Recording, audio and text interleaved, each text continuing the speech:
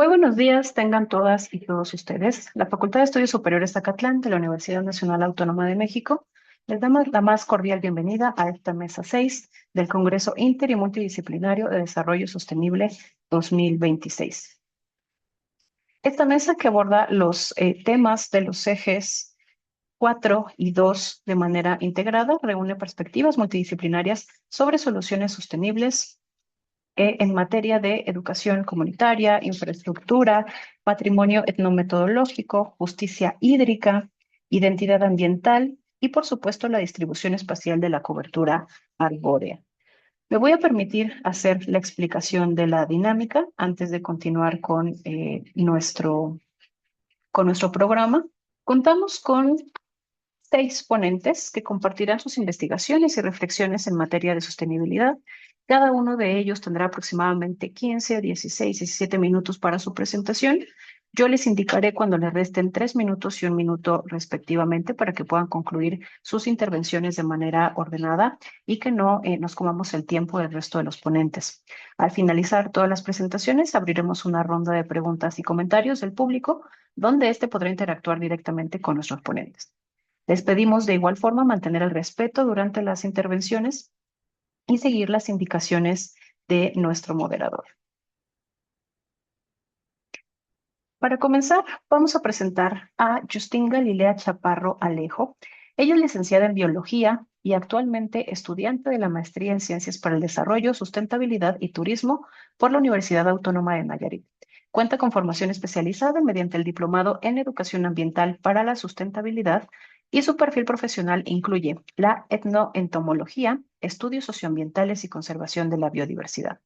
Es creadora de La Caja de los Bichos, un proyecto de educación ambiental dedicado a la divulgación sobre insectos y arácnidos. Ha participado también como facilitadora en diversos foros como la Expo Miel, Festival de los Humedales y Festival por el Día Mundial del Agua, en colaboración con el Parque Ecológico Taichi de Tepic. En 2025 colaboró con el COSITEN en el verano STEM, impartiendo el taller Insectos y Sociedad, Usos Humanos y Servicios Ecosistémicos. Su trayectoria destaca por integrar la investigación biológica y etnoentomológica con estrategias educativas que promueven, por supuesto, la sustentabilidad y el conocimiento de los servicios ecosistémicos brindados por la entomofauna. Adelante, doctora, por favor. La vemos y la escuchamos. Adelante. Muy bien, muchas gracias. Primeramente, gracias por el espacio y por la aceptación en este congreso. Bueno, el título de mi investigación para la maestría de Ciencias para el Desarrollo, Sustentabilidad y Turismo actualmente es el patrimonio entomológico asociado a la caficultura de Cumbres de Huitzilá, Nayarit. Ay, ¿sí se ve la siguiente?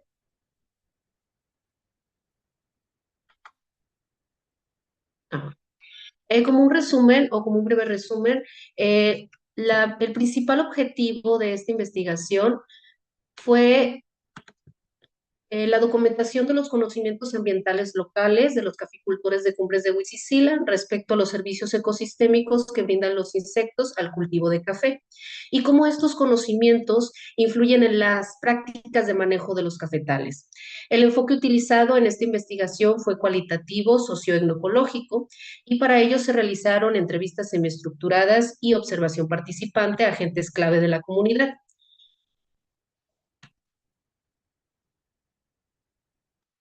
Para ubicarnos geográficamente, Cumbres de Huitzilá se encuentra dentro del municipio de Compostela, perteneciente al estado de Nayarit. Cabe destacar que Compostela es uno de los principales productores a nivel nacional y pertenecientes a la caficultura, claro está, y Cumbres de Huitzilá es uno de sus principales productores.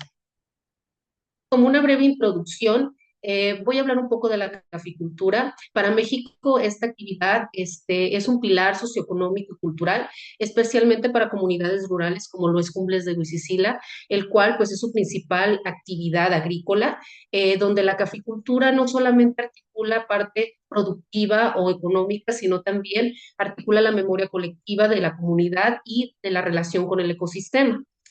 Lo que nos lleva al conocimiento entomológico. Aunque la entomofauna es vital para los procesos de la polinización y el control biológico con como servicio ecosistémico al agroecosistema, pues las percepciones y los conocimientos de los caficultores sobre estos organismos han sido poco documentados. Lo que nos lleva a dos grandes problemas, por ejemplo, la pérdida del patrimonio biocultural. Aquí el problema central radica en la falta de documentación de este tipo de conocimientos, lo que puede conllevar a la pérdida del patrimonio biocultural local, en este caso el patrimonio etnoentomológico.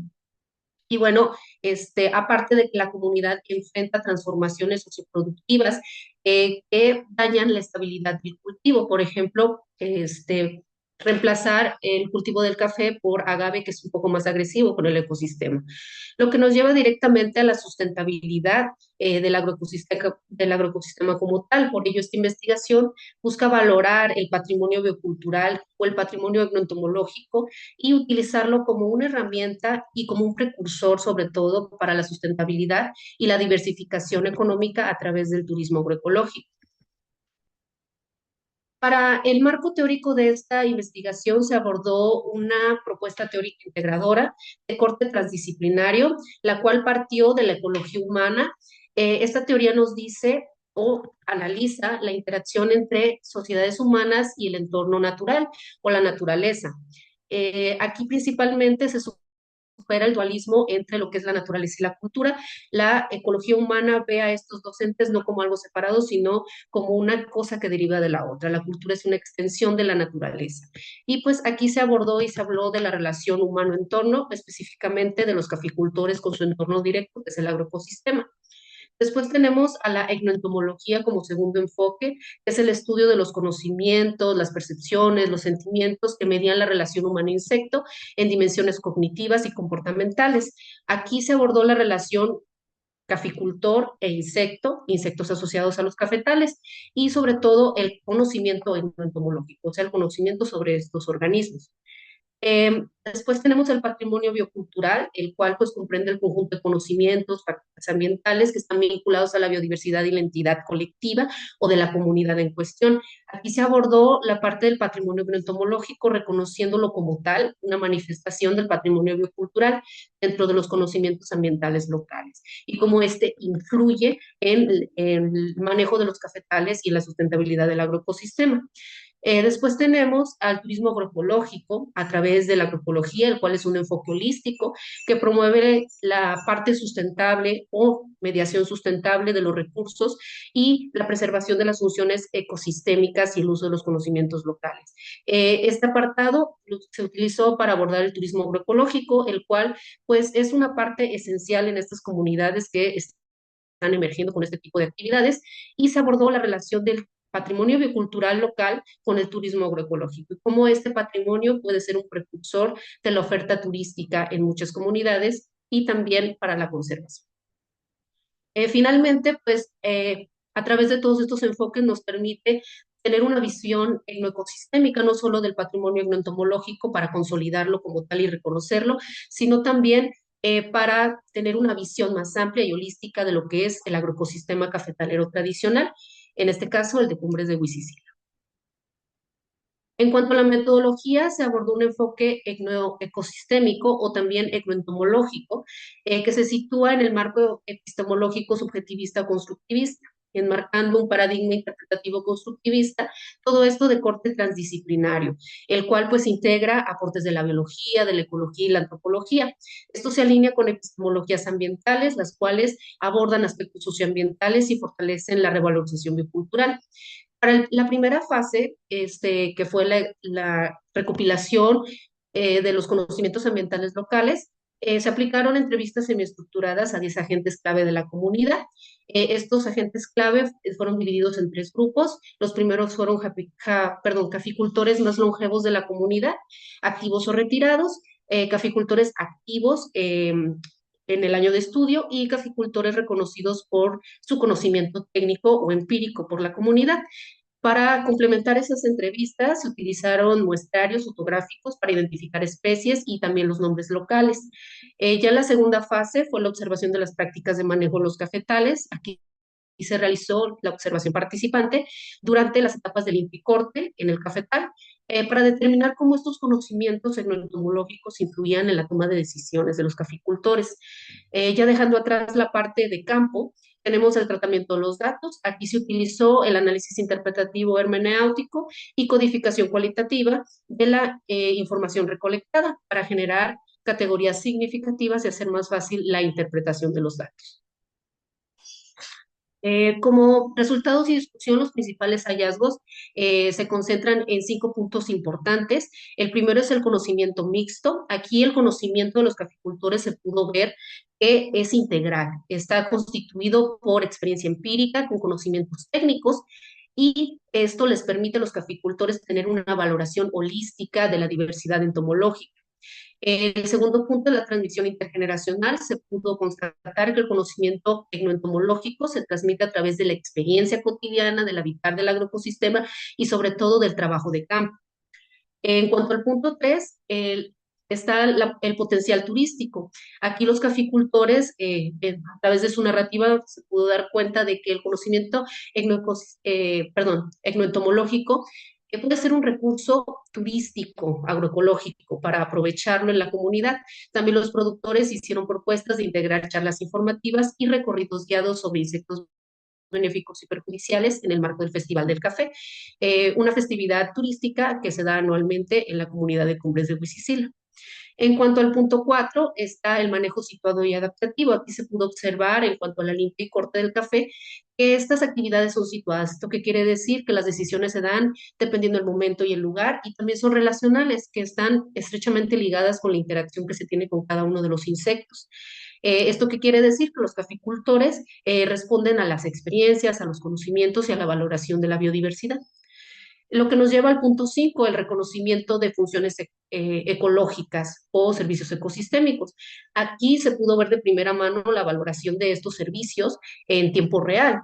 Hay una identificación clara que tienen los caficultores sobre insectos benéficos o perjudiciales. Y también cabe destacar que estos no dañan a los organismos durante el trabajo. Estos, al contrario, los integran como un actor principal del sistema productivo y viéndolos como una parte intrínseca del agroecosistema. También se puede decir entonces que hay una conciencia ambiental sobre los servicios entomofaunísticos brindados a los cafetales desde la perspectiva de los caficultores, la cual medía las decisiones y acciones en el manejo de este recurso cafetalero, el cual pues es el epicentro social, económico y ambiental de la comunidad de Cumbres de Huizicila. Lo que nos lleva a la decisión y acción en el manejo. Por una parte, tenemos las prácticas de manejo que son limpia y corte por tramos. Esto que quiere decir que la actividad no se lleva a cabo de una manera uniforme. Los caficultores hacen pausa de sus actividades en áreas donde detectan insectos benéficos o inclusive insectos de precaución para no perturbarlos y conservarlos y retomar después su actividad. Esto no conserva solamente la biodiversidad per se, sino también aparte de los conocimientos, también los servicios ecosistémicos que estos brindan al cafetal. Después tenemos las trampas de alcohol, la cual es una estrategia selectiva para monitorear y controlar la broca del café, que es la principal plaga del cafetal. Esto minimiza el impacto sobre el resto de la biodiversidad en comparación con la fumigación tradicional que se utilizaba años atrás, en lugar que vino a reemplazar las trampas de alcohol. Después tenemos la observación y documentación, que es una parte muy interesante. Aquí se pudieron identificar criterios de discriminación. Los caficultores configuraban su forma de manejar o actuar dependiendo de la ubicación del insecto. Por ejemplo, si el insecto se encontraba en el fruto, por ejemplo, la broca del café, que es considerada plaga, pues estos monitoreaban los otros cafetales a ver si los otros tenían también plaga o también mediaban si necesitaban más trampas de alcohol. También otro ejemplo es cuando se encontraban en el entorno o sobre las plantas del café, por ejemplo, mariposas arañas, la acción sería de prevención o de cuidado, porque una es polinizador y otra es controladora de plagas. Todo esto va de la mano, estos criterios van de la mano con el conocimiento entomológico que tenga cada uno de los caficultores. Otra parte es la documentación informal. Aquí se pudo ver que algunos caficultores tomaban fotografías a organismos desconocidos, esto para discernir antes de actuar. Esto les ayudaba a tener consensos con otros caficultores y constatar qué es lo que se estaba observando y cómo moderar sus acciones. Y esto pues denota que hay un manejo mediado por la curiosidad y por el conocimiento mixto, que es el teórico técnico. En cuanto a las conclusiones, se dividen en cuatro puntos importantes. La primera es la validación de la hipótesis. Aquí el conocimiento entomológico efectivamente influye directamente en cómo los caficultores toman decisiones y ejecutan sus prácticas de manejo. En cuanto al punto dos, es el sistema socioecológico. Aquí se pudo observar que realmente hay un sistema socioecológico, ya que la comunidad humana y el entorno natural inmediato no están separados, al contrario, forman un sistema complejo donde la cultura y la naturaleza se co-construyen en el agroecosistema.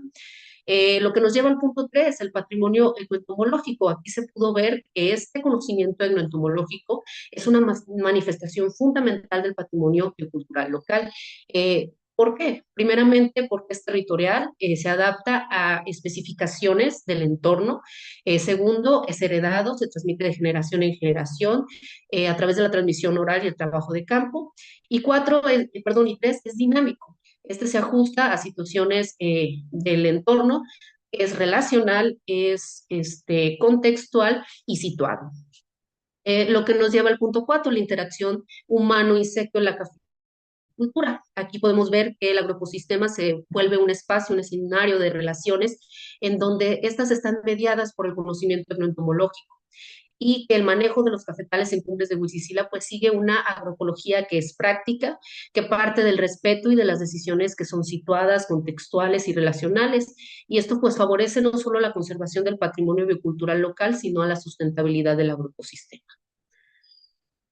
Y bueno, para terminar, quiero mostrarles este modelo integrador de la dinámica biocultural, el cual parte del contexto socioeconómico y cultural, que es la caficultura, junto con el contacto caficultor, agroecosistema y entomofauna. Bajo estos dos contextos surgen los conocimientos, las percepciones, actitudes y prácticas, que junto con la transmisión intergeneracional generan una dimensión biocultural, en donde tenemos al patrimonio biocultural local manifestando la relación cultura-naturaleza y inmersos en estos se encuentran los conocimientos ambientales locales. Y dentro de esto, pues puntualmente está el conocimiento entomológico, que es la relación humano-insecto, los cuales se pueden revalorizar como un patrimonio entomológico, ya que como vimos, este conocimiento es situado, relacional y contextual, el cual se vuelve un elemento identitario que configura las prácticas de manejo de los cafetales y también contribuiría al turismo agroecológico y biocultural de la comunidad. Esto podría llevarnos a iniciativas de desarrollo sustentable situado. ¿Esto qué quiere decir? Que serían iniciativas que surgen de la comunidad y vienen desde la comunidad, vienen desde arriba hacia abajo y no de abajo hacia arriba como normalmente se les quiere aplicar a estas iniciativas a las comunidades rurales. Bueno, de mi parte sería todo. Gracias por el tiempo y la atención y bueno, gracias. Muchísimo a nuestra querida ponente. Muchísimas gracias. Muchísimas gracias, nuestra querida ponente Justin Chaparro por acompañarnos el día de hoy. Mi nombre es Víctor Alain Suárez Magaña. Por temas técnicos no nos pudimos unir a la reunión en tiempo, entonces me voy a permitir intervenir suplantando a la doctora Paola Cordero para la moderación de esta mesa. Y bueno, sin más, vamos a pasar al segundo momento. Vamos a presentar a la doctora Angélica Reyes Olivares de la Universidad Autónoma del Estado de México, UAMEX, quien nos compartirá su investigación titulada Justicia hídrica e impactos socioambientales, el caso de la presa Tepetitlán en San Felipe del Progreso, México. Me voy a permitir leer una semblanza curricular de la doctora Angélica Reyes Olivares. Es doctora y maestra en Ciencias Ambientales por la Universidad Autónoma del Estado de México y licenciada en Planeación Territorial por la misma institución. Sus líneas de investigación se centran en desarrollo sostenible, resiliencia urbana y riesgo ambiental. Cuenta con experiencia profesional en el sector público y privado, particularmente en el ámbito de la planeación territorial, el desarrollo urbano y la consultoría ambiental. En el sector público ha colaborado en la Cámara de Diputados del Estado de México, en la Comisión de Comunicación y Transportes, así como en la Dirección de Desarrollo Urbano del municipio de Toluca. En el sector privado ha participado en diversos proyectos de consultoría ambiental y urbana en empresas como Grupo Enríquez, SADCB, Grupo Constructor Frejunge, SADCB y Plandata S.C. Pues, doctora Angélica, es un verdadero gusto recibirla el día de hoy. Muchísimas gracias. El tiempo es suyo, cuenta con hasta 15 minutos. Hola, ¿qué tal? Muy buenas tardes. Muchas gracias por la invitación y por la aceptación en el Congreso. ¿Se ve adecuada la presentación? Así es, se ve muy bien. Ok. Bueno, entonces voy a dar inicio. El tema de investigación es justicia hídrica e impactos socioambientales en el caso de la presa Tepetitlán en San Felipe del Progreso, en el Estado de México. Y quiero empezar comentando qué es la justicia hídrica. Y bueno, pues la justicia hídrica tiene su origen en la justicia ambiental. De ahí surge debido a movimientos ambientales que funcionan, bueno, que surgen a través de desigualdades e inequidades en cuanto a el aprovechamiento de los recursos naturales. Entonces, a partir del siglo XX y el siglo XXI, nace o se acentúa el término de justicia hídrica, que es el principio que garantiza la explotación, el abastecimiento y la distribución del recurso hídrico. Pero esta está asociada a varios problemas socioambientales que se especifican en cuanto a una inequidad en el acceso al agua, una contaminación de las fuentes de agua, la sobreexplotación del agua subterránea, la desigualdad en la distribución y la ausencia de políticas públicas. Y quiero recalcar que pues a nivel mundial, bajo un contexto global, el aumento de la demanda de agua y la disminución de su disponibilidad han creado estos conflictos o una situación crítica que pone en riesgo el desarrollo socioambiental a nivel global. Y esta desigualdad en la distribución de recursos genera profundas brechas entre países y comunidades, donde algunos cuentan con un acceso abundante mientras otros enfrentan escasez extrema. Y por consecuencia, el agua se ha convertido en un recurso estratégico cuya escasez puede generar tensiones sociales, que esto ya se ha visto últimamente, conflictos entre territorios y migraciones forzadas. Es importante recalcar que en cuanto a la infraestructura hidráulica, muchas veces se piensa que si nosotros en cierto territorio tenemos una infraestructura hidráulica como una presa, un canal, tuberías, pozos, tenemos garantizado el abastecimiento de agua, y de cierta manera sí. Sin embargo, también esta infraestructura hidráulica transforma los territorios, modifica ecosistemas, altera el uso de suelo y afecta la disponibilidad de recursos naturales para las comunidades, principalmente locales, porque en ocasiones las infraestructuras hidráulicas se hacen para que las zonas regionales tengan ciertos beneficios. Sin embargo, los más vulnerables son las personas o las comunidades locales. Tal es el caso de la presa Tepetitlán, que se ubica en el municipio de San Felipe del Progreso, al noreste del Estado de México, dentro de la cuenca Lerma-Santiago Pacífico. Esta se ubica sobre el río Jaltepec, y tiene una capacidad útil de 67.6 millones de metros cúbicos.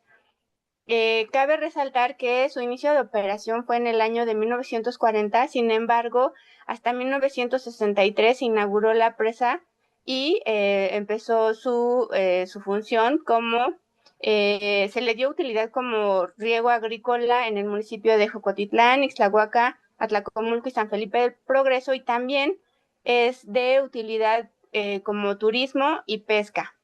Y bueno, esta presa beneficia a 39 comunidades indígenas, que corresponden estas comunidades indígenas a la zona Mazahua, en la región noroeste del Estado de México, colindando con los estados de Michoacán y Querétaro.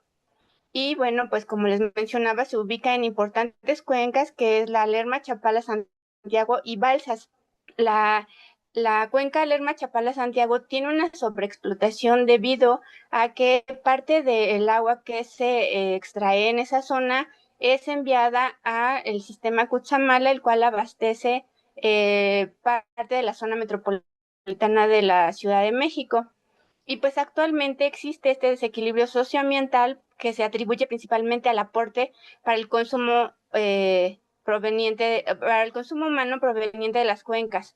Y bueno, como les mencionaba, pues esta agua es enviada a la zona metropolitana de la Ciudad de México. En el mapa podemos observar que existen, bueno, se alcanza a ver muy poco, pero esta de aquí es la presa Tepetitlán. Más abajo tenemos la presa Villa Victoria y hasta abajo la presa Valle de Bravo.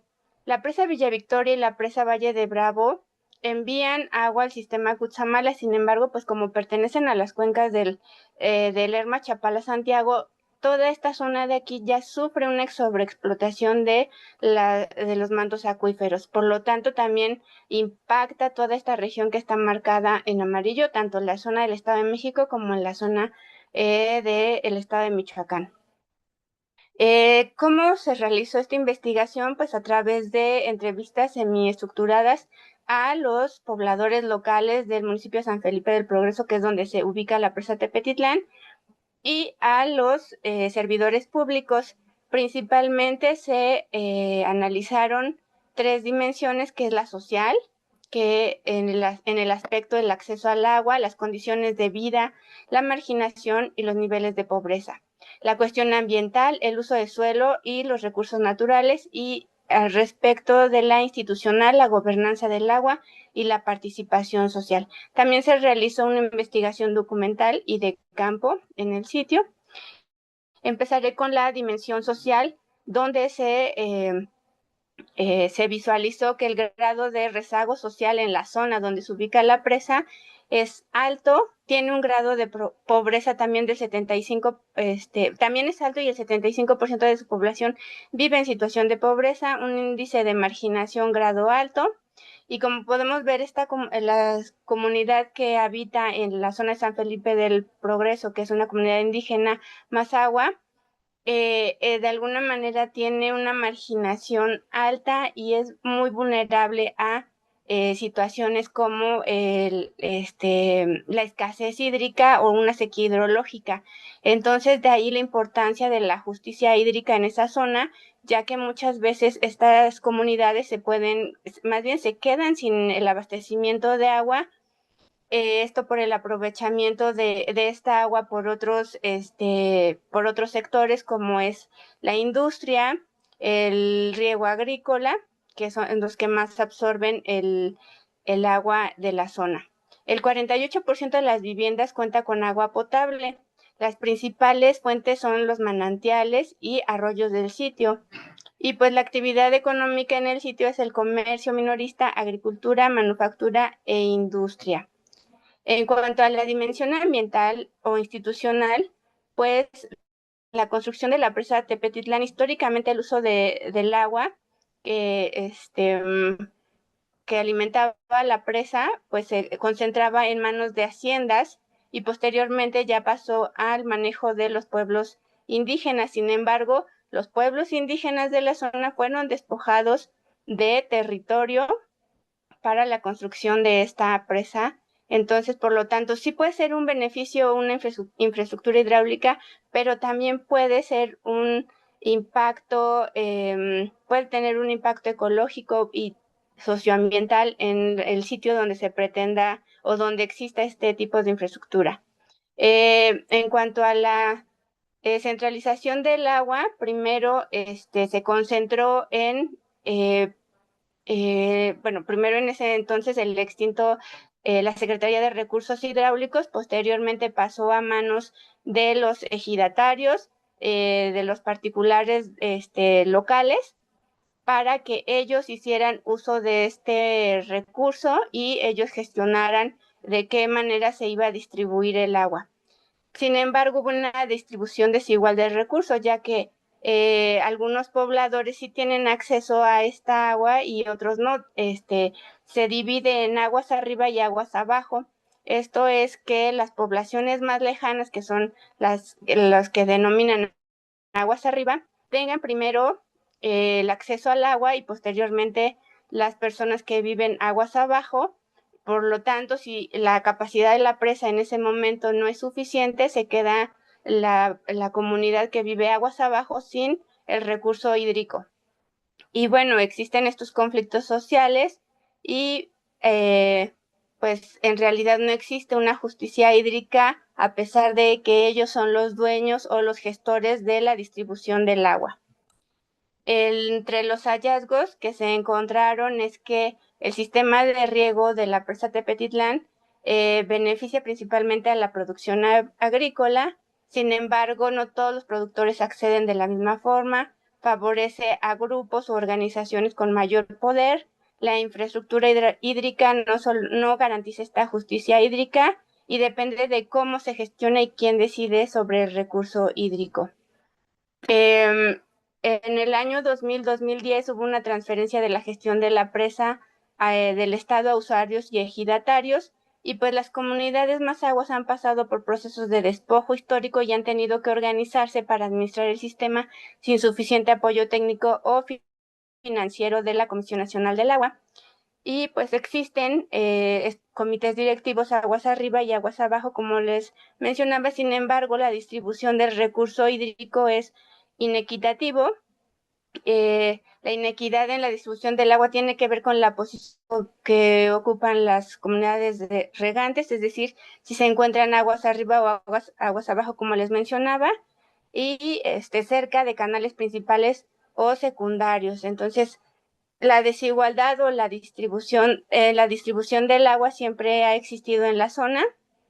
Y bueno, pues quiero mencionar también que existe una contaminación en la presa por descargas de aguas residuales, que fue algo que arrojó la investigación. También como hay un arrastre de suelos cuando existe, cuando están las lluvias, pues hay una contaminación por fertilizantes, lo cual ocasiona también una pérdida de biodiversidad. Y en el recorrido de campo realizado el día 8 de noviembre del 2024, los ejidatarios del poblado de la presa mencionaron que ya no se avistan los ajolotes que en su momento se avistaban en la zona, charales, que es lo que pescan en la zona, y también la desaparición de algunas especies de carpas. Y bueno, el uso excesivo del agua para riego sin considerar la capacidad de recuperación del embalse agrava la situación, acelerando los procesos de degradación ambiental.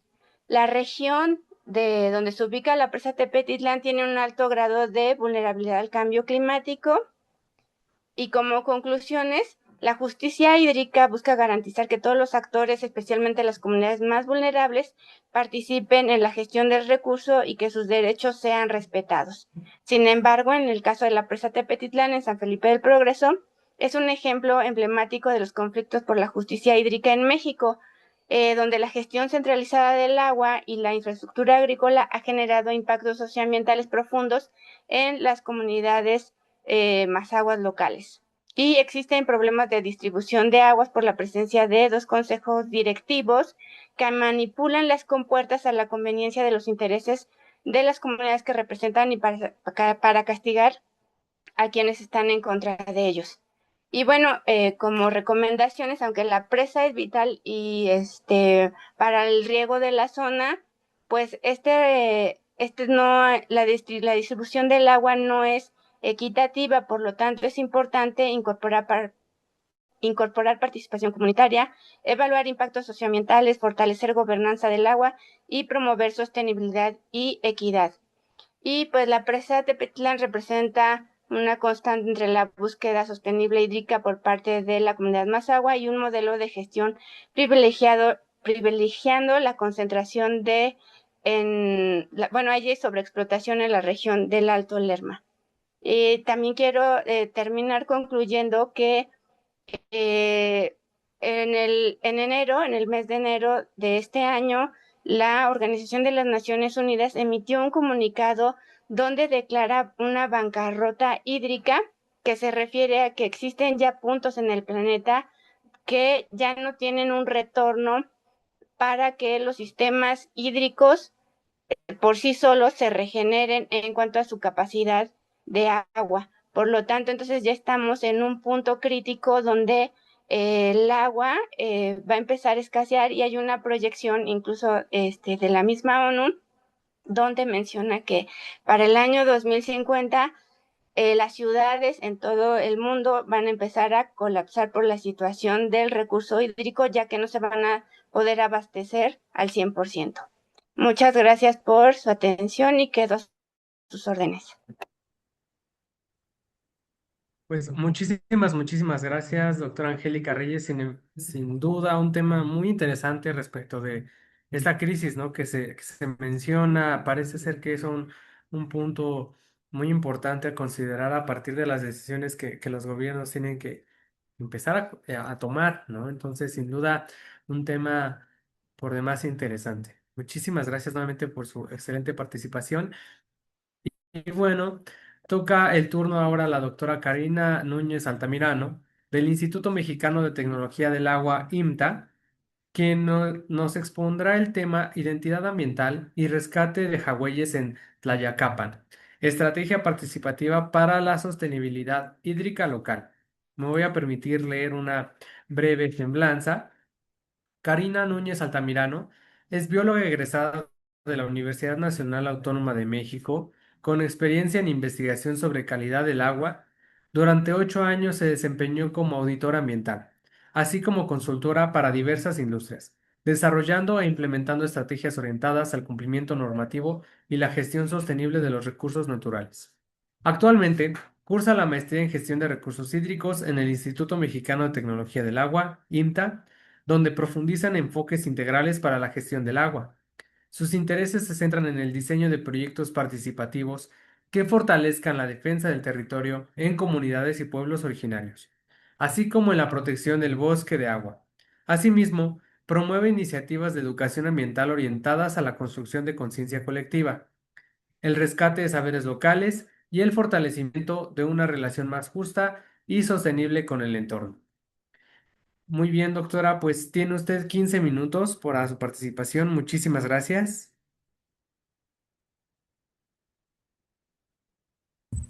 Bueno, muchas gracias. Creo que estoy pidiendo compartir la pantalla. No sé si Todavía no la doctora podemos Angélica ver. Si nos me ayuda la pregunta. doctora Angélica para dejar de compartir, por favor.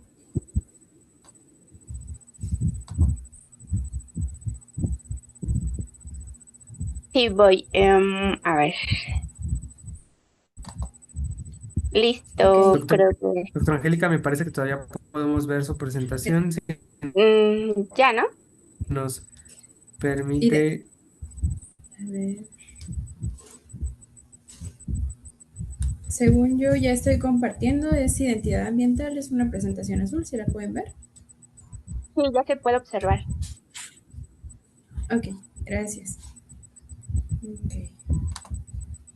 Bueno, Listo. como Muchas acaban gracias. de Adelante. comentar, mi nombre sí, es Karina Núñez Altamirano. Actualmente me encuentro terminando la maestría en gestión de recursos hídricos por el Instituto Mexicano de Tecnología del Agua. Y bueno, desde mi formación como biólogo y ahora esta parte social, que es la maestría en gestión, busqué un proyecto que me ayudara a trabajar o a coadyuvar la problemática de mi localidad, que es en Tlayacapan, Morelos.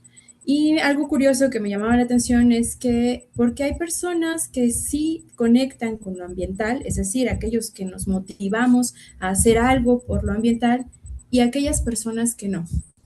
Y este término lo encontré muy curiosamente en algunos, muy poquitos libros, se llama identidad ambiental. Y entonces yo exploré este término, ¿no? Identidad ambiental y rescate de jagüeyes en mi localidad, Tlayacapan, estrategia participativa para la sostenibilidad hídrica local. Voy a dar un breve contexto. Tlayacapan se encuentra dentro del corredor biológico Chichinautzin, en la zona núcleo de las mariposas. Somos parte del bosque de agua y pues actualmente nuestra cuenca pertenece al río Yautepec. Esta tiene una disponibilidad negativa, por lo que aquí es un foco rojo. Actualmente no hay perforaciones de pozos, entonces la disponibilidad, aquí hace rato que nos hablaba la doctora de justicia hídrica, pues es un tema también, pero esto es histórico. Tlayacapan, su sierra que está conformada es basalto, entonces toda se infiltra y el agua se encuentra a más de 150 metros de profundidad, por lo que no tenemos agua en la superficie. Esto está muy arraigado en la cultura del agua de Tlayacapan. Dentro de su arquitectura podemos observar que estaban formadas o construidas justamente para la captación de agua pluvial. En la época colonial, igualmente los aljibes. Hay algunos manantiales, como Apiliguaya, que son centros religiosos o ritualísticos para la pedida del agua. Y aquí, bueno, vemos los jagüeyes, que igual son una base importante para la cultura del agua en esta población. Dentro de su cosmovisión prehispánica, el agua era un ser sagrado que debe de respetarse y cuidarse, ya que no solamente sostiene la vida humana, sino la de todo el ecosistema, y así era entendida. Esta visión llega y se cambia tras la imposición de un modelo extractivista. En los años 70 se impone el sistema de agua potable para la población sin cuidar estos sistemas tradicionales o toda esta cultura. Y ahí pues hubo un cambio social. Entonces, ¿cuál es la problemática actual? ¿Qué tienen los jagüeyes o por qué son importantes? Bueno, actualmente estamos teniendo problemas en los abatimientos del pozo. En la población central, donde se encuentra pues, la cabecera municipal, la surten 4 pozos. Uno ya está abatido, otro está en tiempo de abatirse, y tiempo digo 2 años a lo mucho. Y los niveles de agua cada vez bajan más en los pozos y no tenemos una buena absorción. Entonces, esto es principalmente porque el área natural protegida está desprotegida, está habiendo pues incendios forestales inducidos, está habiendo talamontes y construcciones y cambios de uso de suelo en el área natural protegida. También existe un proceso de fragmentación social tras la imposición de este modelo extractivista. La gente deja de acudir en forma comunitaria a hacer las faenas, a acudir a dar los mantenimientos a estos sistemas de captación de agua pluvial, y por lo tanto también la desaparición de todo el conocimiento ancestral ligado a ello.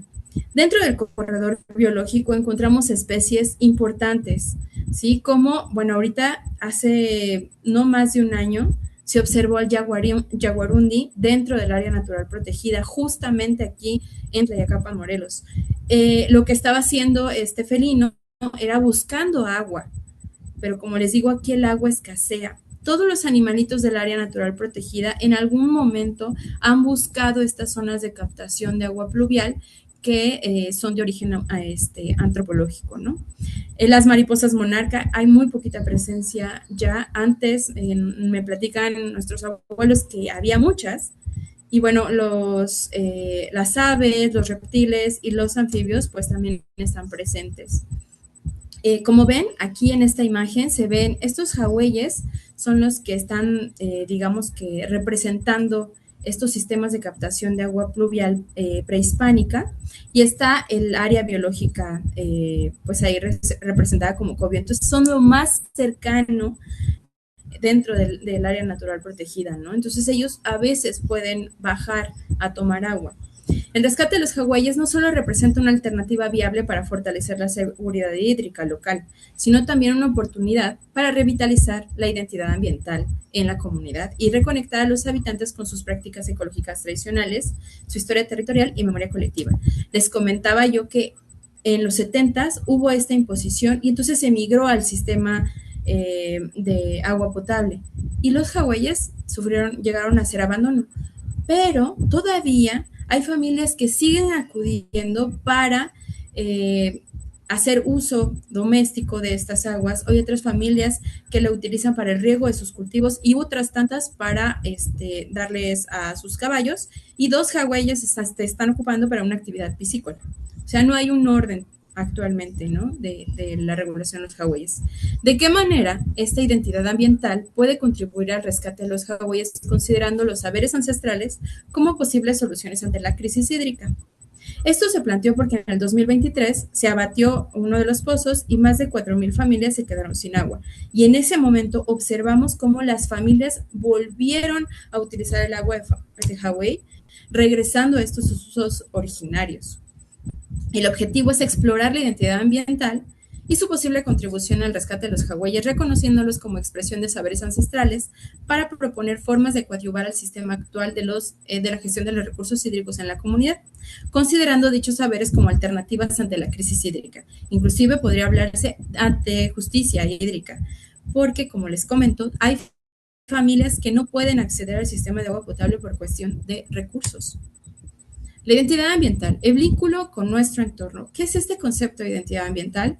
Pues se puede entender como un conjunto de significados, son vínculos afectivos, éticos y simbólicos que las personas o las comunidades desarrollan en su entorno natural. Clayton y Thomas Shaw así lo describen con tres esferas generales. Una, la cognitiva, que es lo empírico o lo académico también, lo emocional, muy ligado a lo experiencial, la respuesta de la interrelación que hay con lo natural, y la filosófica, las ideas de relación humano-naturaleza y su interconexión. O sea, cómo realmente un pueblo va a estos cambios o esta apropiación del cuidado ambiental lo va a tener sin ser una imposición. Y esta, pues yo planteo que la solución sería desde la identidad ambiental. Ahora, los saberes ancestrales están muy ligados en Tlayacapan con esta identidad ambiental, sobre todo con la herencia hídrica. En Tlayacapan, la reconstrucción de la identidad ambiental se basa en la revalorización de los saberes ancestrales, ya que estos constituyen no solo un patrimonio cultural, sino una tecnología de cuidado y adaptación ambiental. Como les digo, el pueblo originario de Tlayacapan, ellos adaptaron bajo su tecnología y los recursos que tenían a la mano, hicieron su propia tecnología de captación de agua pluvial. Este conocimiento se pasaba de generación en generación y además en su mantenimiento y su cuidado había un ritualismo y cultura alrededor de estos sistemas de captación de agua pluvial. Algo más que agua. La literatura antropológica de los Altos de Morelos, Tlayacapan pertenece a Altos de Morelos, hace referencia al culto del agua y tácitamente a las tecnologías hidráulicas. En particular, se ha enfatizado la cosmovisión dentro del complejo mexica en agua contemporáneo en torno a las deidades pluviales como Tlaloc y Chalchitlicue, así como la institución de los ritualistas atmosféricos, es decir, los graniceros. Actualmente ya no hay graniceros en Tlayacapan, pero todavía en Tepoztlán hay un granicero que hace esta actividad.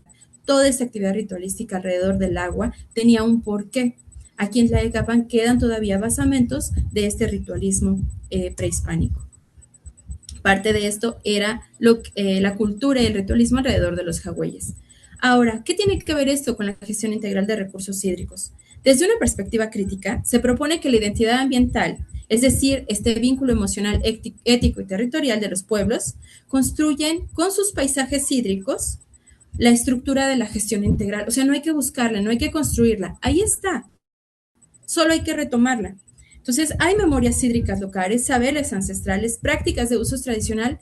¿Por qué basarnos nada más en la imposición de un uso extractivista? Perdón. Aquí está la foto de cómo actualmente se ha descuidado ya los jagüeyes. Se utiliza una metodología mixta desde la investigación de acción participativa que integra múltiples métodos para comprender esta relación de la comunidad y estos jagüeyes, ¿no? Desde la revisión documental, histórica, hidrológica y cultural, entrevistas estructuradas, multigeneracionales, así como la escala CN12 que Clayton dejó para la investigación de la identidad ambiental. Se hizo un diagnóstico participativo junto con la gente del pueblo.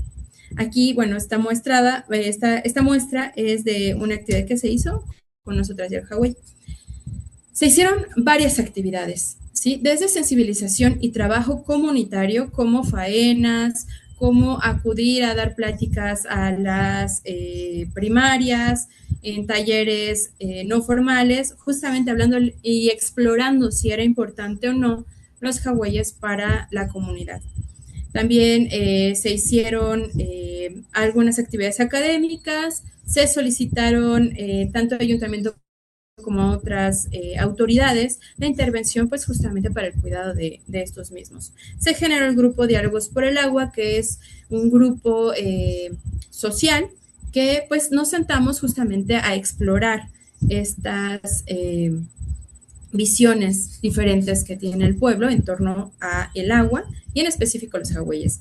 Y se hicieron entrevistas desde personas mayores de 85 años, que son estas 3 hermosas personas que tenemos aquí, que nos compartieron todos sus saberes con respecto a los hawaies y cómo lo vivieron ellos en su infancia, inclusive ya en su juventud, ¿no? Y cómo se migró al sistema de agua potable y lo que ellos pensaron que rompió con su tejido social.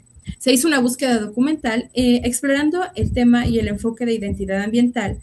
Los principales exponentes que me pareció interesante fue de Guzmán Puente, en donde ella tiene muchas publicaciones sobre Altos de Morelos y sus sistemas de captación de agua pluvial, pero la 2015 es muy específica, sobre todo en la parte cultural. Villagómez en 2025, es decir, el año pasado, hizo una publicación en donde documenta que el origen de los hawaies de Tlayacapan puede ser alrededor del siglo III después de Cristo. Estamos hablando de sistemas muy antiguos.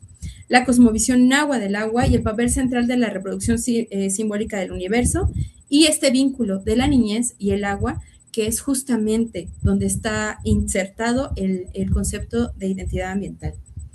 Dentro de las entrevistas y de los cuestionarios que se hicieron, el 82% de los adultos manifiesta tener una fuerte identificación con los hawaies como espacio de vida y significado.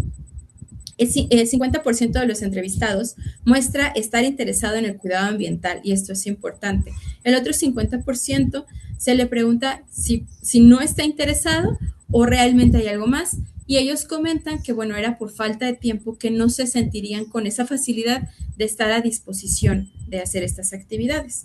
Esto llama la atención también de esta dinámica, ¿no? El 95% de los adultos recuerda cómo los hawaies eran parte de su diario vivir y los reconoce como símbolos de identidad y alto valor biocultural.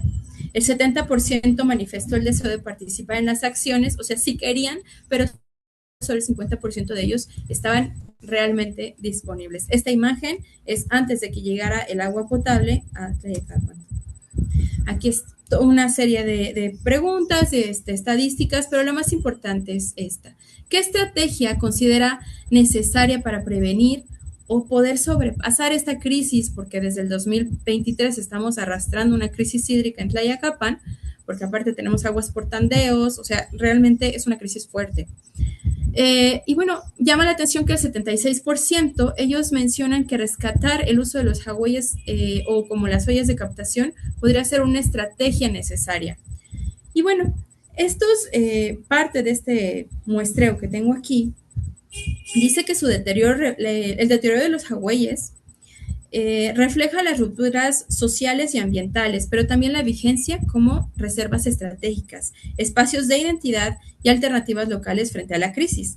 La restauración participativa de los hawaies es una estrategia de reconstitución comunitaria, reconstrucción de un nuevo enfoque para la gestión integral del agua. También hice un ejercicio como biólogo para saber si realmente podíamos estar hablando de que se puede generar un rescate y hacia dónde queríamos llevarlos, ¿no?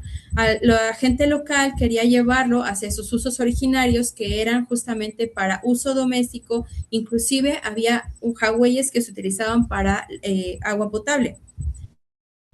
Sin embargo, tendríamos que conocer cómo están actualmente los sistemas, ¿no? Entonces, bueno, encontré una tesis de Espinosa 2011 en donde hablábamos de diversos parámetros físico-químicos y el índice de estado trófico. Llama la atención que en ese momento, desde el 2011, estaban hipereutróficos los sistemas. Actualmente, muchos ya están en un estado crítico. Entonces, si no hacemos algo, estos sistemas antiguos prehispánicos podrían desaparecer. Los hawaies representan una tecnología ancestral adaptada al territorio que históricamente ha funcionado en condiciones similares a las actuales. Rescatarlos no significa retroceder, sino revalorizar lo que ha funcionado y actualizarlo con prácticas modernas, sustentables y no invasivas. Es una oportunidad para vincular el pasado con el futuro y demostrar que el verdadero desarrollo es el que responde a las necesidades reales de una población sin destruir su base ecológica y cultural, que fue lo que pasó. Finalmente, lejos de ser una acción simbólica o marginal, el rescate de los hawaias activa la participación comunitaria, fortalece la identidad colectiva, reduce la presión sobre los acuíferos y educa en la gestión integral de los recursos. Promueve una visión de desarrollo que no depende exclusivamente de decisiones externas. El rescate de los hawaias no es volver al pasado, sino revalorizar los saberes vigentes que podría ser una propuesta integradora agua, comunidad y territorio. Construcción de una resiliencia hídrica y justicia ecológica. Y bueno, pues aquí estoy planteando qué sigue a futuro, ¿no? Líneas futuras, modelos de captación de agua pluvial comunitarios, tomas de decisiones de manera participativa, hacer estos mantenimientos y monitoreos, pero sí tenemos que ir del lado o de la mano con estos tecnólogos y también los saberes locales. Y por supuesto, la parte de educación. Entonces, seguimos justamente sobre esa labor. Agradezco muchísimo a la comunidad de Tlayacapan, a los ayudantes municipales, al comité evaluador del IMTA, también a los comuneros y a toda la gente que hicieron posible este trabajo comunitario, pues porque gracias a ellos es que pues estamos dando poco a poco pasitos, ¿no? En el rescate de estos sistemas. Y eso sería todo, les agradezco mucho.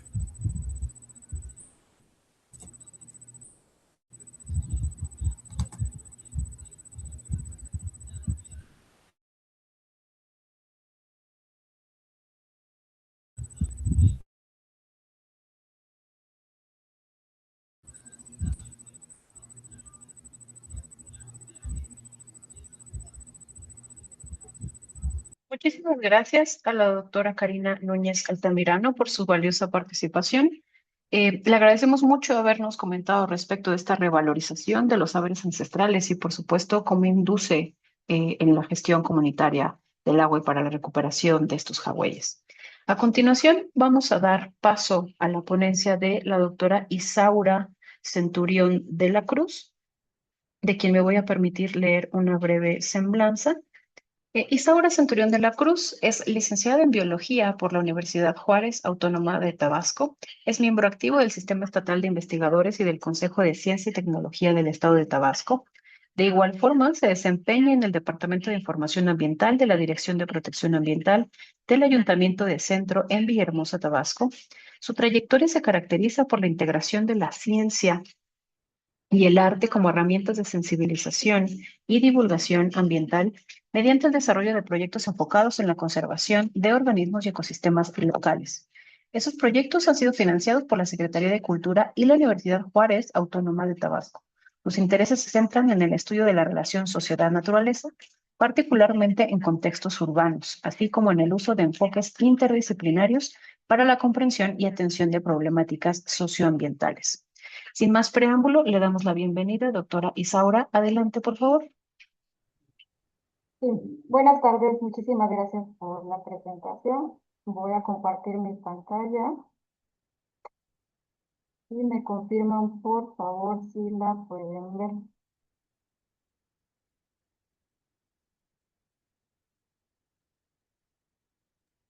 Listo, ya lo vemos. Listo.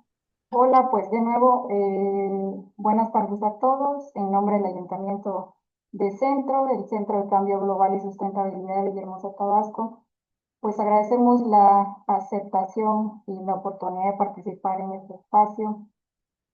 Mi nombre es Isaura Centurión de la Cruz y como bien menciona, pues estoy adscrita al Ayuntamiento de Centro. Antes de empezar esta plática, quisiera hacerles una pregunta a todos los participantes. Y es la siguiente: ¿sabían ustedes que la distribución de la cobertura arbórea varía en cada una de las ciudades que habitamos? Para eso, para profundizar en el siguiente tema, a continuación presento el estudio de distribución espacial de la cobertura arbórea y su relación con el índice de marginación urbana, un análisis exploratorio en Villahermosa, Tabasco. En el siguiente estudio proponemos a la cobertura arbórea como un elemento que constituye y es clave fundamental para la resiliencia climática en las ciudades.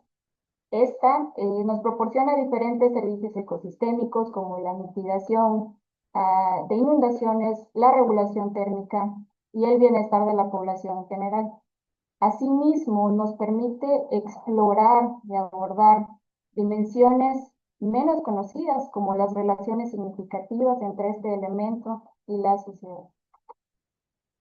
En este estudio analizamos la distribución de la cobertura urbana, de la cobertura arbórea urbana en Villahermosa a través del cálculo del índice de vegetación urbana, el IBU, a nivel de área estadística básica. Posteriormente, o asimismo, evaluamos la relación que hay entre la marginación urbana versus la cobertura arbórea urbana en Villahermosa a través, haciendo uso del análisis de correlación de Pearson. Como marco teórico, proponemos el concepto de infraestructura verde urbana, en donde la cobertura arbórea pues, presta diferentes servicios ecosistémicos a la población en general. Sin embargo, desde una perspectiva de equidad ambiental, no sabemos si todas las personas o toda la población tiene acceso a la cobertura arbórea y por ende pues a todos los servicios que proporcionan. Para ello utilizamos dos índices, el índice de vegetación urbana por habitante y el índice de marginación urbana. Aquí quiero resaltar dos puntos en específico. La Organización de las Naciones Unidas a través de ONU Habitat hace uso de este índice tomando en cuenta todos los elementos vegetales del territorio urbano, pero para este estudio en específico únicamente se tomó en cuenta la cobertura arbórea.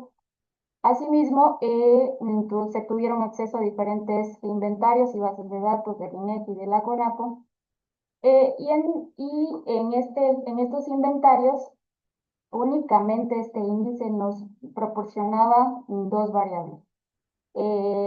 Un valor numérico, pero también nos proporcionaban categorías. Esto fue lo que hizo que se diferenciara de las otras bases de datos, porque nosotros necesitamos un valor numérico para poder asignarle a cada área estadística básica que integra Villahermosa.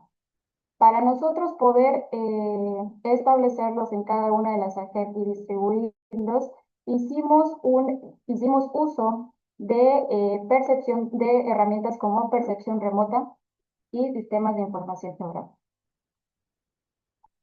Como metodología, lo primero que se llevó a cabo fue la estimación de la cobertura arbórea de Villahermosa. ¿Esto cómo se llevó a cabo? A través del procesamiento de imágenes satelitales, hubo una parte del proceso en donde se llevó a cabo la eliminación de diferentes elementos atmosféricos como las nubes, vapor de agua, entre otros. Asimismo, se hizo uso de índices de vegetación, textura, y algo muy importante también aquí es mencionar que también se hizo uso de un modelo de altura para poder diferenciarlo y que esto nos permitiera tener características específicas y precisas del arbolado urbano para hacer este estudio. Posteriormente, a través del uso de técnicas de percepción remota y sistemas de información geográfica, se asignaron y distribuyeron los valores a cada una de las AGEPs. Asimismo, se calcula el índice de vegetación urbana o el IBU, esto a nivel AGEP de nuevo. ¿Y en qué consiste esto? Se toma la cobertura arbórea de cada AGEP y el número de habitantes de cada AGEP. Entonces, se toma el cálculo pues bien, para finalizar, se llevó a cabo el análisis de correlación de Pearson, en donde pues analizamos cuál era la relación o si había una relación entre la marginación urbana y la cobertura arbórea, la distribución de la cobertura arbórea en Villahermosa. Los resultados relevantes en este estudio fueron los siguientes. En la estimación de la cobertura arbórea de la ciudad se obtuvieron que 818.53 hectáreas integran la cobertura total de la ciudad de Villahermosa. Si nosotros observamos este mapa, donde se representa a toda la ciudad, vemos cuál es la distribución o cómo se distribuye la cobertura arbórea en esta ciudad. Y nosotros prestamos atención, por ejemplo, aquí donde les estoy señalando, vemos cómo aquí se concentra gran parte del arbolado urbano de la ciudad. Y estos dos puntos, tanto este como este, son dos parques muy concurridos y emblemáticos de la ciudad. El primero es el Parque Tomás Garrido Canaval y el segundo es el Parque La Pólvora, así como otros puntos específicos que ustedes pueden observar. Se tratan de espacios públicos, los cuales concentran, como ustedes ven, abunda la cobertura arbórea. Aprovechando que se había calculado y se obtuvo el número total de hectáreas que conforman la cobertura arbórea de la ciudad, se hizo el cálculo del índice de vegetación urbana por habitante en Villahermosa, el cual dio un total o un valor de 24.05 metros por habitante. Aquí algo relevante que también quisiera resaltar es que la Organización Mundial de la Salud eh, considera dos valores para este índice. Considera un valor mínimo y un valor óptimo para considerar que hay una salud idónea en lo que conlleva a la cobertura arbórea. Y el valor mínimo es de 9 metros cuadrados por habitante y el valor óptimo es de 15 metros cuadrados por habitante. Si nosotros observamos este resultado, Villahermosa se posiciona pues por mucho muy arriba de estos valores que la OMS establece y también se posiciona muchísimo más arriba de ciudades como la Ciudad de México, la ciudad de Jalapa, Veracruz, la ciudad de Monterrey, entre otros. Una vez que tuvimos acceso a, bueno, cómo se distribuye la cobertura arbórea en Villahermosa, ahora necesitábamos llevar estos datos a nivel de áreas de estadística básica. Entonces, si nosotros podemos observar aquí, ¿qué nos está diciendo? ¿Sí? Los resultados indican por AGEP que 50 de las 101 AGEPs que componen la ciudad de Villahermosa se encuentran en una categoría excelente. En contraste, aún tenemos 17 que se encuentran en valores de bajo y crítico, es decir, menos de 5 metros cuadrados por habitante. Si nosotros observamos también y hacemos este análisis en esta imagen, pues vemos cómo el comportamiento de la distribución por AGEP es homogénea. Y bien, por acá podemos observar las categorías. Por acá únicamente tenemos a la AGEP que está en una categoría crítica. Por lo contrario, el índice de marginación urbana, vemos como su distribución pues, es un poco más heterogénea, ¿no? Por toda la ciudad. Recordar que la fuente de datos la encontramos en CONAFO y nos proporcionan valores numéricos y categorías desde muy bajo hasta muy alto. Finalmente, el índice de correlación evidenció una relación muy débil y no significativa entre la marginación urbana y la cobertura urbana. Este nos dio un valor de aproximadamente de menos 0.07. También si nosotros hacemos un análisis de este gráfico, vemos cómo se distribuyen las 101 HEPs y esta distribución aleatoria a simple vista pues arroja el siguiente resultado, ¿no? Prácticamente la pendiente de este gráfico está horizontal, lo que indica que no existe una relación estadística entre la marginación y la cobertura, y la distribución de la cobertura arbórea en Villahermosa. Entonces, pues se puede decir que en la ciudad de Villahermosa, pues la cobertura arbórea no está condicionada a factores socioeconómicos. En conclusiones, ¿qué tenemos? Que Villahermosa presenta niveles favorables de infraestructura verde urbana y una distribución relativamente equilibrada del arbolado a escala AGEP, persisten algunos focos localizados con menor disponibilidad de cobertura arbórea que pueden orientar estrategias de planificación y diseño de políticas públicas orientadas al manejo del arbolado urbano. También por ahí, como recomendación, y bien, pues como los resultados que pudiésemos tener que son favorables, pues es necesario seguir haciendo los esfuerzos y como recomendaciones es pues que todavía queda trabajo por hacer. Si bien ya conocemos la distribución, es importante conocer la accesibilidad y disponibilidad que se tiene por parte de la población en general a la cobertura arbórea. Estas son las principales fuentes que se consultaron para la elaboración de este estudio. Y bien, quisiera terminar esta participación sin agradecerle al Ayuntamiento de Centro por el financiamiento para este proyecto y por las facilidades que se nos fueron otorgados para el uso de la información de este estudio. Muchísimas gracias. Muchísimas gracias, doctora Isaura Centurión de la Cruz, por esta brillante exposición. Sin duda será de gran reflexión para todos y todas nosotras que estamos acá dentro del público. Ahora tengo entendido, maestra Paola, que tenemos un video de nuestro siguiente ponente, si no me equivoco.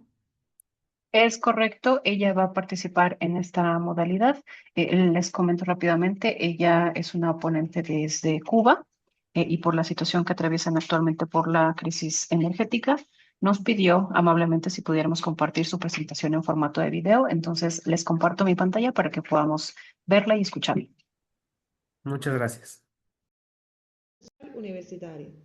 Bueno, comencemos entonces. La escalada de la crisis climática provocó en el 2023 un aumento récord del nivel del mar, de las temperaturas terrestres y oceánicas y mayor acidificación de los océanos con pérdidas sin precedentes de los mantos de hielo ártico, existiendo también un aumento en las emisiones de dióxido de carbono. Las cifras señalan también que en el 2025 la desigualdad alcanzó niveles extremos. El hambre y los desplazamientos sociales aumentan, afectando el ingreso personal y por ende el acceso a la educación. Estos fenómenos no son aislados, ellos se entrelazan entre sí exigiendo respuesta transformadora por parte de la sociedad y dentro de ellas las universidades.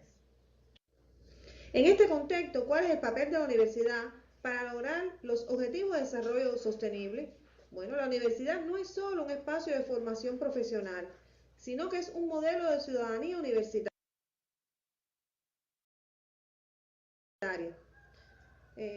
Como vemos, sus funciones sustantivas, que es la docencia, la investigación, la extensión y la gobernanza, generan impacto en 4 ámbitos: el ámbito educativo, el cognitivo, social y organizacional. La pregunta clave entonces es, ¿cómo logramos que estos impactos contribuyan al desarrollo sostenible y no se limiten a resultados administrativos?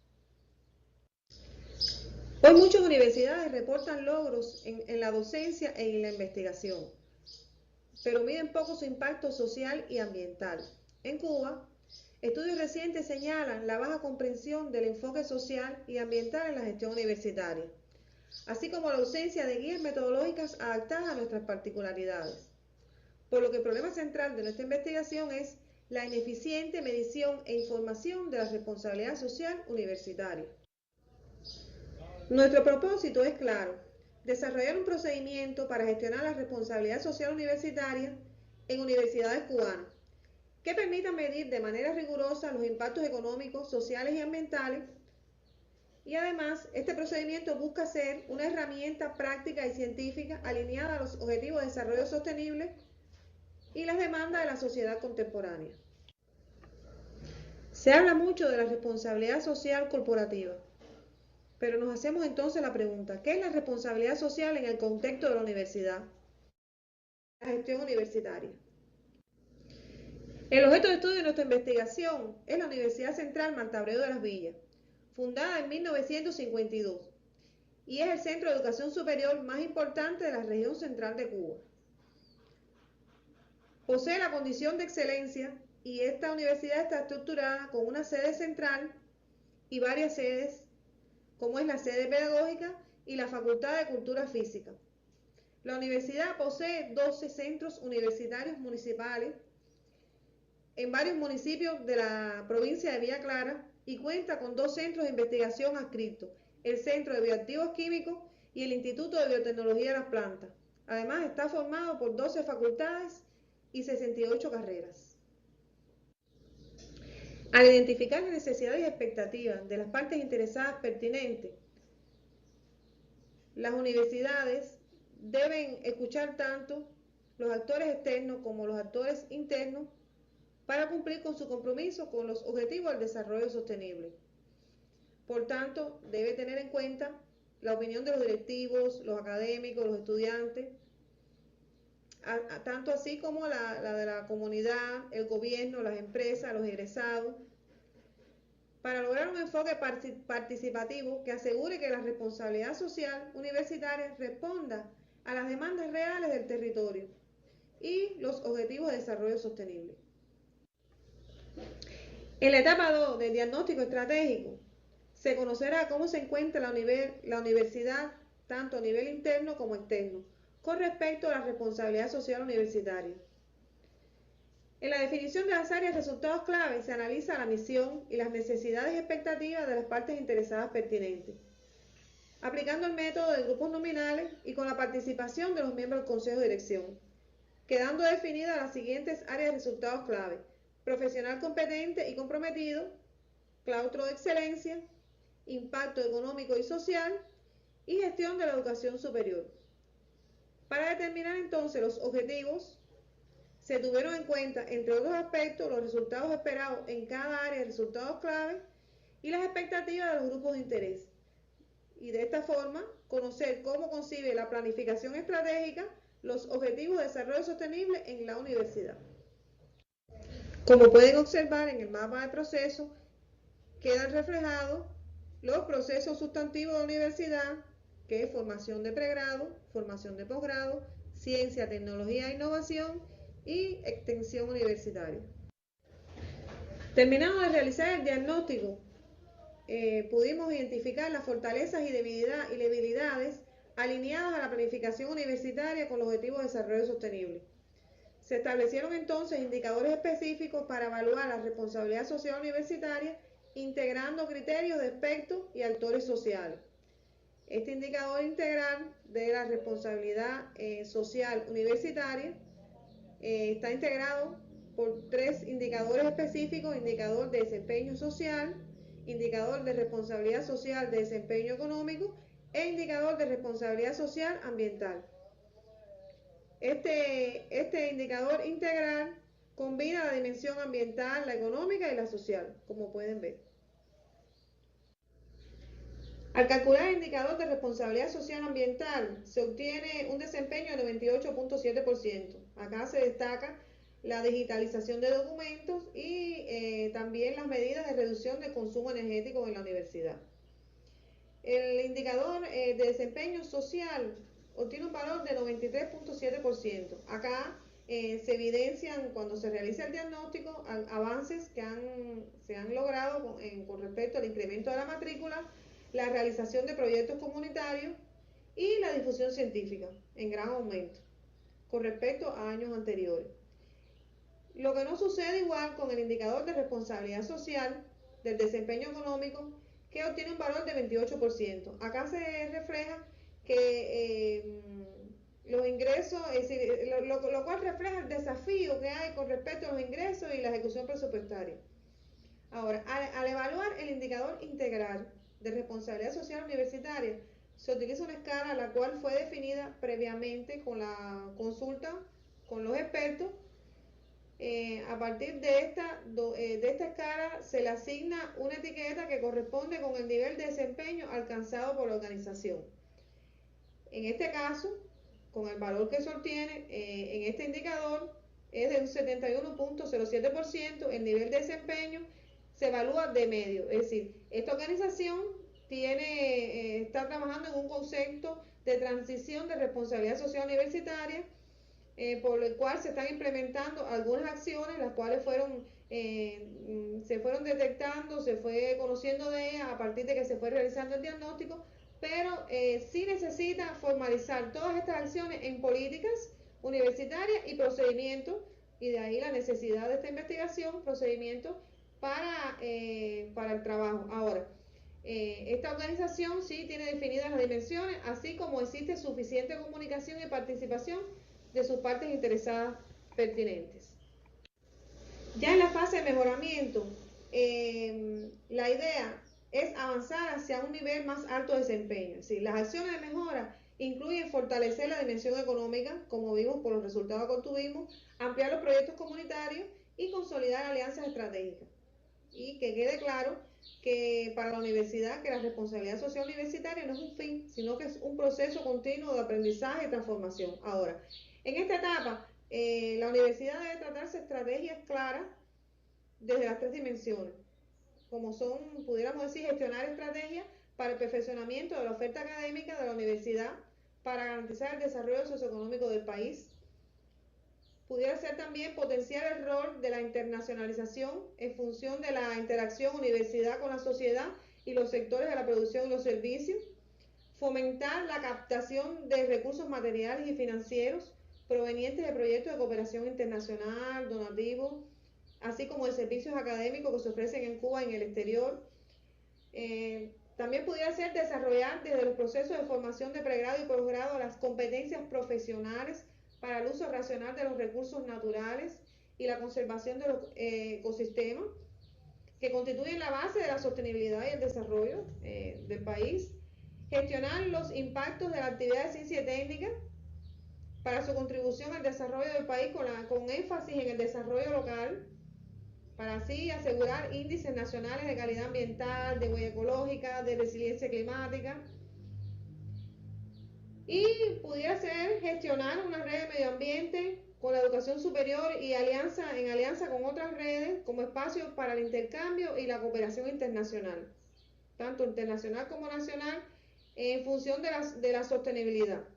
Ahora, corresponde entonces a la dirección de la universidad supervisar todas estas estrategias y el control y seguimiento de estos resultados con el cálculo de indicadores, por lo que resulta necesario en esta etapa de mejoramiento ir pasando, tener de aplicación del procedimiento el periodo de un año y luego realizar el recálculo de los indicadores para identificar si se observan mejoras o retrocesos en la gestión de la responsabilidad social universitaria. Nuestra conferencia se alinea con el propósito del CINDES 2026 de repensar nuestro mundo y construir el mañana, al ofrecer una herramienta concreta para evaluar y fortalecer la sostenibilidad en la educación superior. Su impacto se refleja en el ámbito académico, ya que promueve la integración de la responsabilidad social en la formación y la investigación universitaria. Además, en la dimensión institucional, a partir de impulsar la gobernanza participativa y la planificación estratégica alineada con los objetivos de desarrollo sostenible. Y en la dimensión social, ya que ayuda a fomentar las alianzas entre universidad, gobierno y comunidad para el desarrollo territorial sostenible. Bueno, esperamos que haya sido fructífero nuestra conferencia. Si tienen alguna pregunta, pueden ver en la diapositiva mi número de WhatsApp o mi correo electrónico. Me pueden hacer preguntas, podemos contactar. Muchas gracias a todos. Chao. Agradecemos muchísimo a la doctora Idalmis Acosta Pérez, que mediante su modalidad de video nos hace llegar la ponencia titulada Evaluación del desempeño socialmente responsable en universidades cubanas mediante indicadores integrales. Como bien comenta ella, pues esta, al igual que el resto de las ponencias, han sido fructíferas, alineadas a los ejes del Congreso, precisamente para evaluar cuestiones institucionales en materia de sostenibilidad, la incidencia en la educación, los proyectos con impacto social, la forma en la que las comunidades gestionan los recursos naturales, la forma en la que nosotros tenemos una visión holística de esta sostenibilidad, ¿no? Lo que ya nos comentaba también la doctora Justina, las dinámicas bioculturales a través de estos sistemas complejos que se dan en interacción.